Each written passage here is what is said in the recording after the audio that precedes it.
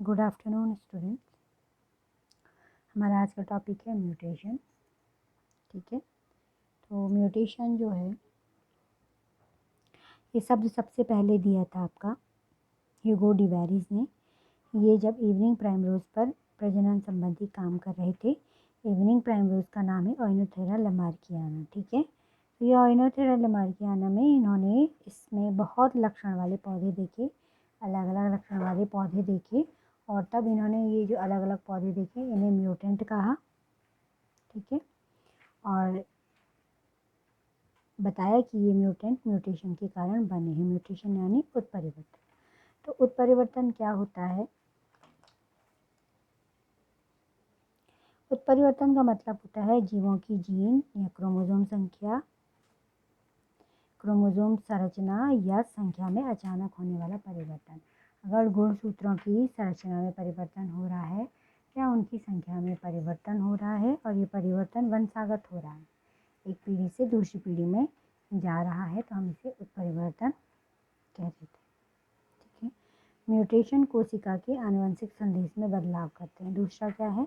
Mutation से कोशिका का गुणसूत्र का आनुवंशिक संदेश बदल जाता है। ठीक है, यह असतत विभिन्नताएं हैं जो जैव विकास के लिए उत्तरदायी है। असतत मतलब ऐसी विभिन्नताएं किसी जीव में आती हैं जो लगातार नहीं आती हैं। ठीक है, सतत मतलब लगातार आने वाली विभिन्नताएं। तो ये लगातार आने वाली विभिन्नताएं नहीं है, ये विभिन्नताएं कभी कभी आती हैं, और ये जो विभिन्नताएं आती हैं जो कभी कभी आती हैं उत्परिवर्तन से आती हैं, और ये जैव विकास के लिए उत्तरदायी होती हैं। ठीक है, तो उत्परिवर्तन क्या है? उत्परिवर्तन यानी किसी जीव में कुछ विभिन्नता आ जाना, जैसे 5 की जगह 6 उंगलियां हो जाना, तो परिवर्तन आया। लेकिन ये सतत तो नहीं होता है ना, हर पीढ़ी में नहीं मिलता आपको अचानक असतत विभिन्नता। उत्परिवर्तन दिशात्मक होता है। दिशात्मक मतलब ये लाभप्रद भी हो सकता है, हानिकारक भी हो सकता है। कुछ उत्परिवर्तन बहुत अच्छे होते हैं, ठीक है, और कुछ बड़े हानिकारक होते हैं। तो म्यूटेशन शब्द आपको मैंने बताया ह्यूगो डिवेरिस ने दिया, और उनका जो काम था वो इवनिंग प्राइमरोज पे था। इसका नाम है ओइनोथेरा लमार्कियाना, ये आपको याद रखना है। और 1903 में उनकी जो पुस्तक थी द म्यूटेशन थ्योरी, ये प्रकाशित की गई। अब हम पढ़ते हैं म्यूटेशन के प्रकार। उत्परिवर्तन 2 प्रकार के हैं, क्रोमोसोमल म्यूटेशन और जीन म्यूटेशन। गुणसूत्रीय उत्परिवर्तन और जीन उत्परिवर्तन।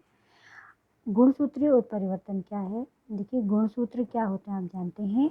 गुणसूत्र यानी डीएनए जब बहुत ज़्यादा कॉइल्ड हो जाता है तो वो गुणसूत्र बनाता है।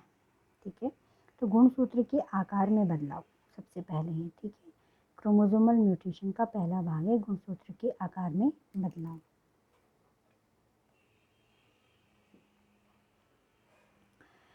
इसमें जब सबसे पहले पढ़ेंगे विलोपन। विलोपन यानी विलुप्त हो जाना। ठीक है, तो किसी क्रोमोसोम के किसी भाग का टूटकर विलीन हो जाना विलोपन कहलाता है।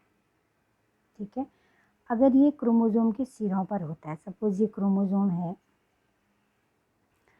ये आपका गुणसूत्र है, अगर ये विलोपन यहाँ कोनों पर होता है तो इसे हमें अंतस्थ विलोपन कहते हैं। लेकिन अगर ये कहीं बीच में होता है, यहाँ बीच में होता है, तो इसे हम अंतराली विलोपन कह देते हैं।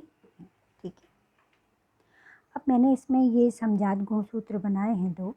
समजात जानते हैं आप, होमोलोगस पेयर, जो एक पेरेंट्स, 2 अलग अलग पेरेंट्स से आता है, और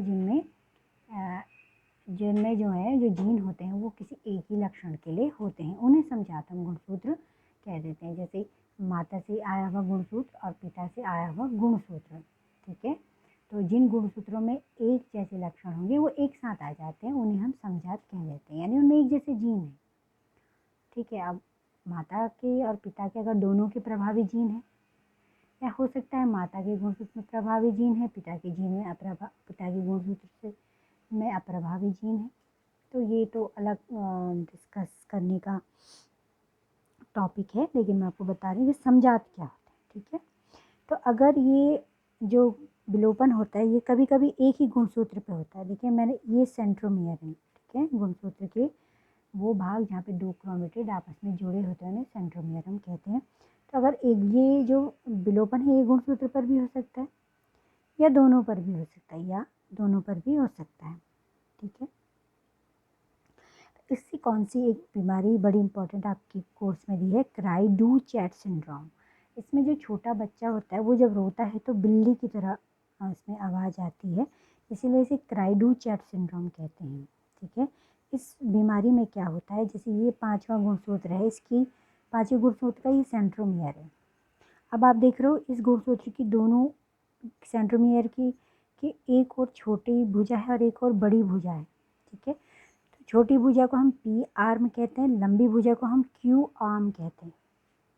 ठीक है, छोटी भुजा को पी आर्म और लंबी भुजा को क्यू आर्म। तो क्राई डू चैट सिंड्रोम में जो 5th क्रोमोसोम होता है उसकी जो पी आर्म होती है, छोटी भुजा, यहाँ डिलीशन होता है, ये विलुप्त हो जाता है, और इसके विलुप्त होने से क्राई डू चैट सिंड्रोम हो जाता है। दूसरे प्रकार का जो गुणसूत्र के आकार में बदलाव आता है उसमें द्विगुणन को हम पढ़ेंगे। द्विगुणन में क्या होता है, किसी एक क्रोमोसोम के एक खंड का कोशिका में 2 या अधिक बार पाया जाना, जैसे ये गुणसूत्र है। अब ये खंड जो है इसमें इस प्रकार से इसका द्विगुणन हुआ कि ये दोबारा से इस पे जुड़ी है, यानी ये 2 टाइम बन गया। ये क्या बन गया, 2 टाइम इसमें बन गया है।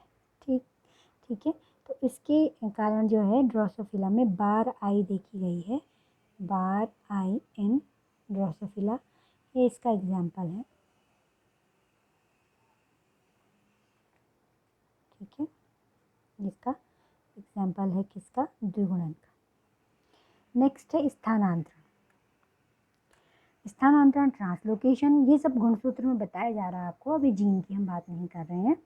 जीन क्या होता है ये आप मुझे बताएंगे, आप मुझे व्हाट्सएप पे लिख के भेजिएगा कि आप जीन क्या समझते हो। आप मुझे डीएनए की संरचना भी बना के भेज सकते हो, जिसमें डिफरेंट आपके जो छार, न्यूक्लियोटाइड और न्यूक्लियोटाइड आपके जो हैं, और उसमें शुगर है और आपकी जो उसमें फॉस्फेट है, वो जोड़ के किस प्रकार से डीएनए बनाते हैं, वो स्ट्रक्चर आप बनाइए और मुझे सेंड करिए। ठीक है, तो अब हम पहले फ़िलहाल हम गुणसूत्र पे पढ़ रहे हैं। तो स्थानांतरण में क्या होता है कि नॉन होमोलोगस क्रोमोसोम असमान गुणसूत्रों के मध्य क्रोमोसोमों का विनिमय होता है। ठीक है, जैसे ये आपका गुणसूत्र नंबर 9 है और ये गुणसूत्र नंबर 22 है।